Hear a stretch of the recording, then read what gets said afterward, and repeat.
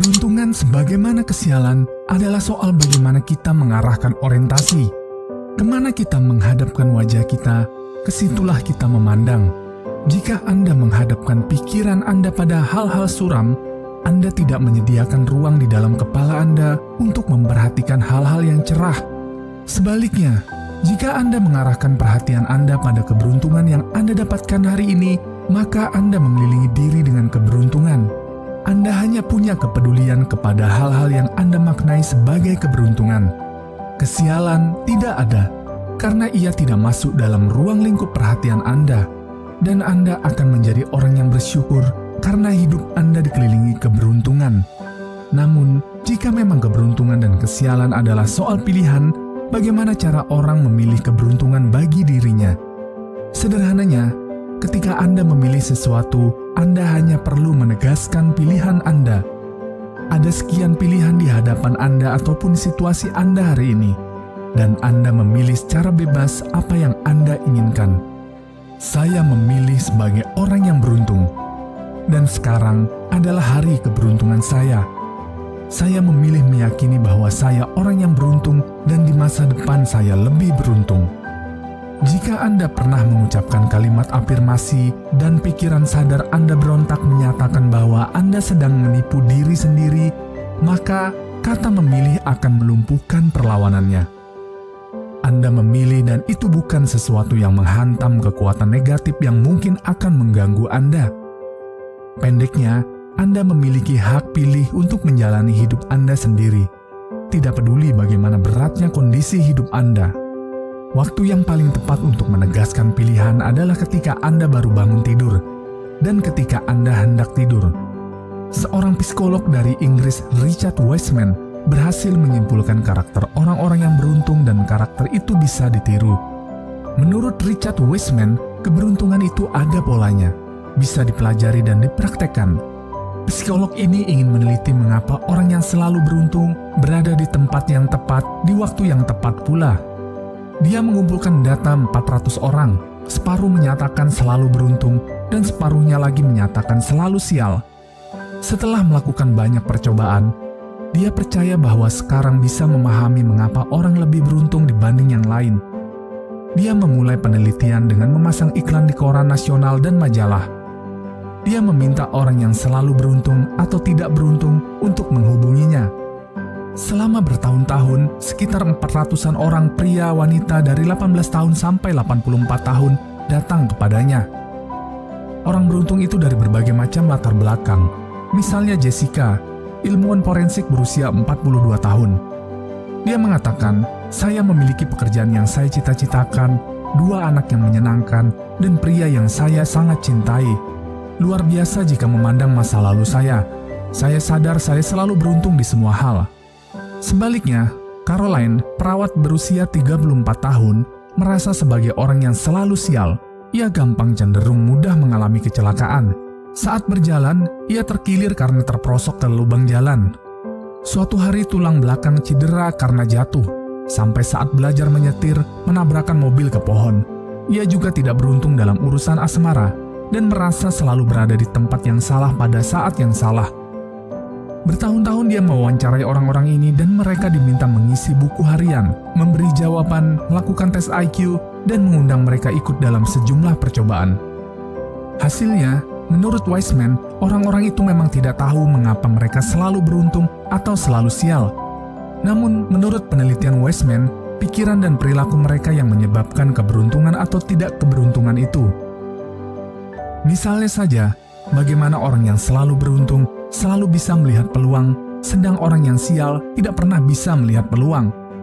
Richard Wiseman melakukan percobaan sederhana untuk melihat bagaimana orang bisa melihat peluang atau tidak. Richard Wiseman memberi orang yang beruntung dan tidak beruntung sebuah koran. Dia meminta orang-orang itu menghitung jumlah foto di dalam koran itu. Rata-rata, orang yang tidak beruntung membutuhkan 2 menit untuk menghitung foto. Tapi orang-orang yang beruntung hanya butuh 1 atau 2 detik. Mengapa bisa demikian? Di halaman kedua koran itu terdapat tulisan dengan huruf sebesar 5 cm dan mengisi setengah halaman yang bertuliskan, "Berhenti menghitung." Ada 43 foto di koran ini. Orang yang beruntung bisa melihat tulisan mencolok itu, sedang orang sial tidak bisa melihatnya. Richard Wiseman juga menaruh tulisan seukuran sama di bagian tengah koran. Tulisannya berhenti menghitung. Bilang pada si peneliti jika Anda sudah melihat ini dan mendapatkan 250 pound sterling. Tapi kembali, orang yang tidak beruntung itu tidak melihat tulisan itu, sehingga tidak bisa mendapatkan 250 pound sterling tersebut.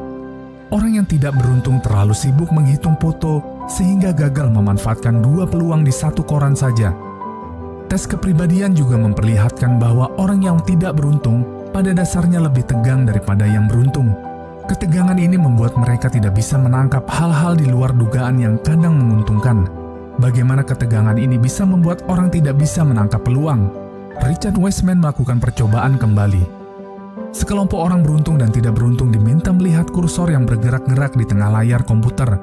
Tanpa ada tanda-tanda, sebuah titik besar kadang muncul di ujung layar. Hampir semua orang yang ikut percobaan ini melihat titik besar yang muncul di ujung layar.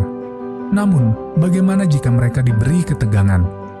Mereka dijanjikan hadiah uang besar jika memperhatikan kursor di tengah layar. Mereka menjadi tegang dan memusatkan perhatian pada kursor di tengah layar.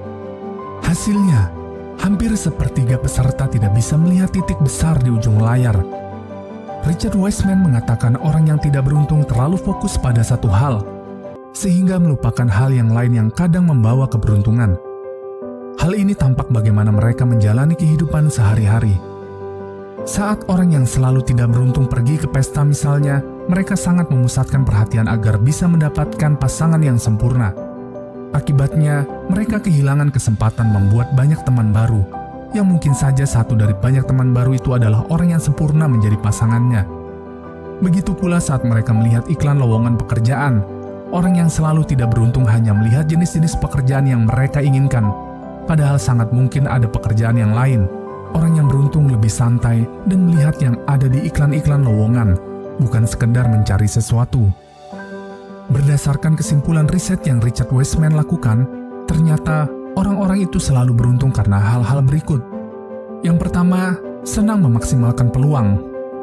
Mereka menjalani hidup dengan enjoy, tidak terburu-buru dan lebih santai. Mereka juga terbuka dengan hal-hal yang baru, senang bergaul, dan menciptakan serta memanfaatkan peluang yang ada menjadi karya nyata yang bisa memberi manfaat kepada banyak orang. Yang kedua, mendengarkan hati nurani. Untuk mengasah nurani, mereka terbiasa merenung, bermeditasi, berdoa secara khusyuk. Mereka memutuskan sesuatu karena panggilan nurani dan intuisinya, tidak terjebak pada banyak kajian dan analisa. Bila mereka yakin, mereka putuskan meski secara nalar tidak masuk akal. Mereka orang-orang yang memiliki nyali tidak takut gagal. Yang ketiga, yakin mendapat keberuntungan. Orang-orang yang hidupnya beruntung selalu yakin bahwa dia mendapatkan keberuntungan. Mereka sangat mensyukuri apa yang sudah mereka peroleh dan selalu memandang masa kini dan masa depan dengan keyakinan positif bahwa mereka akan mendapatkan keberuntungan. Dunia dipenuhi keberlimpahan sehingga tidak perlu merasa gelisah dan khawatir. Yang keempat, mereka yakin di balik kesialan selalu ada keberuntungan. Mereka selalu melihat ada hikmah di balik penderitaan, musibah, dan kesialan. Selalu ada pelajaran positif yang bisa diambil dari setiap kejadian, termasuk kesialan sekalipun. Bahkan mereka sangat yakin di balik satu kesialan terdapat banyak keberuntungan yang bisa mereka dapatkan. Seperti yang disebutkan dalam Al-Quran Surat Al-Insyirah ayat 5, yang berbunyi, "Karena sesungguhnya sesudah kesulitan itu ada kemudahan." Ayat ini pun diulang di ayat ke-6. Sesungguhnya sesudah kesulitan itu ada kemudahan. Menurut Profesor Quraish Shihab ketika menafsirkan ayat ini, di balik setiap kesulitan yang kita hadapi minimal ada 2 kemudahan yang kita dapatkan. Mari kita terapkan kebiasaan orang-orang yang hidupnya dipenuhi dengan keberuntungan, disertai keyakinan bahwa Tuhan benar-benar menjadikan hidup kita dipenuhi keberuntungan.